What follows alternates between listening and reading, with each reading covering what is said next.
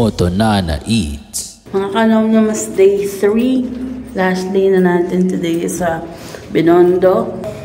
Last night, dapat magdi-dinner kami sa Delicious, kaya lang sarado sila, probably because of the holiday. Medyo malayo-layo kasi yung Delicious dito, so hindi kami nakapunta. So since di pa tayo nakakain sa Chuanki, tayo natin doon. It's early in the morning, it's roughly around 8. Hopefully hindi pa ganun kahaba yung pila.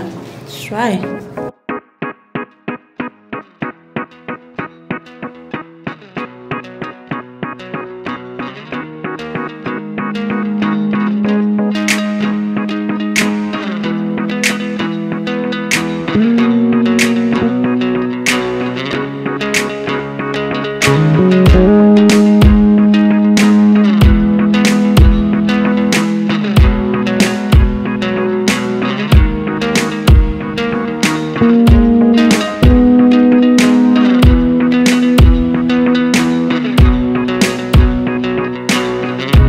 Moto Nana Eats.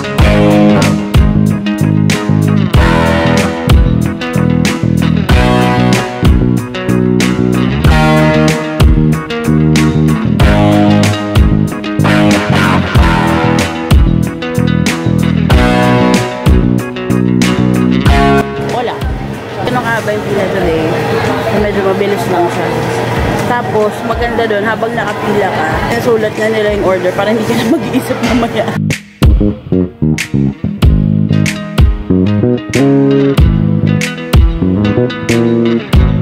Mas pagpasok namin dito sa Chuanki, if it's your first time, hindi natin alam kung paano yung setup.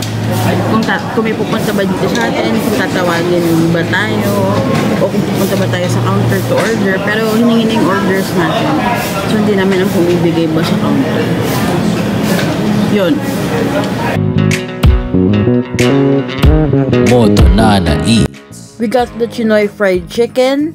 We got the gokong. Also, we have the kiampong fried rice. And of course, hindi mawala ang pork and shrimp siomai. Mga kanamams, dito tayo sa Chuanki. Finally. So mga kanamams, this is the other version of the fried rice na parang adobo rice. Yes.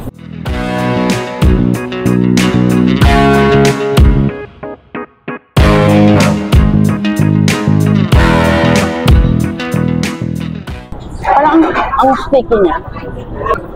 Parang undercooked yung pan. Let's try their pork and shrimp siomai, mga kanomnoms. Medyo maliit siya. Yan. Yan, maliit. Pero, let's try it first without anything again. Ito yung laman niya.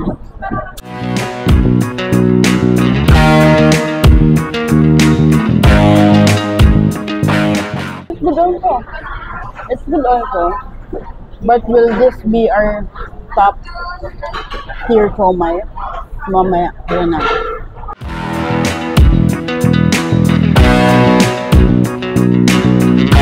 Moto Nana Eats.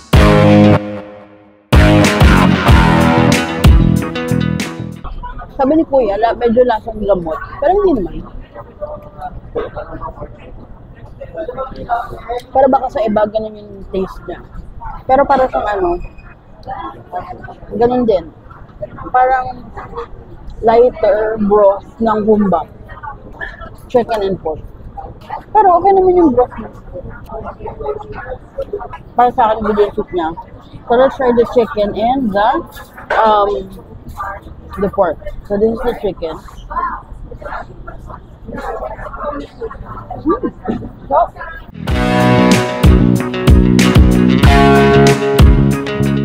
ito yung best seller nila na soup. It's good. Oh, para sa akin talagang sa lasang damo. Now let's try the chicken. Ito yung kanilang best seller na Chinoy style fried chicken.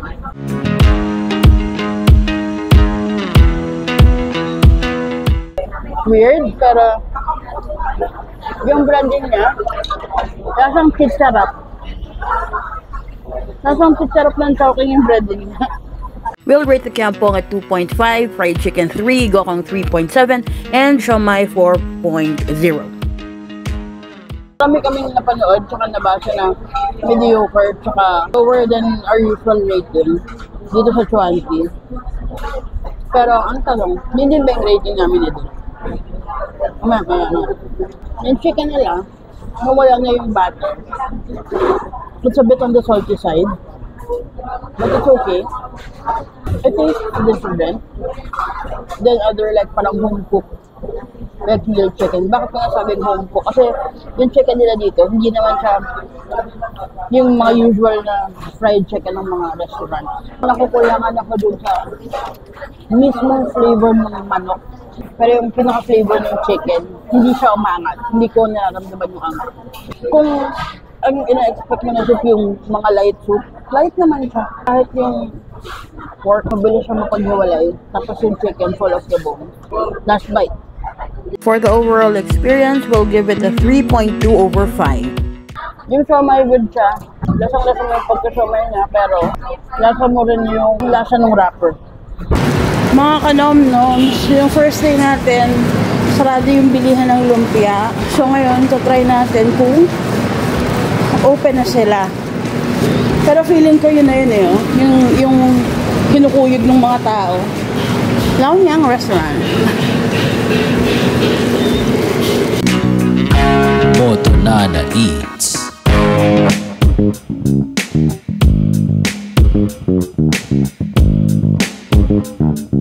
Mga kanom-noms, we're done with Binondo. Yep. We're going home. Whew. Thank you. For the lumpiang sariwa, we've had better and may nakita kaming maliit na buhok. Hindi na natin nire-rate yan. So that's it, pansit, and it's a wrap. Moto Nana Eats.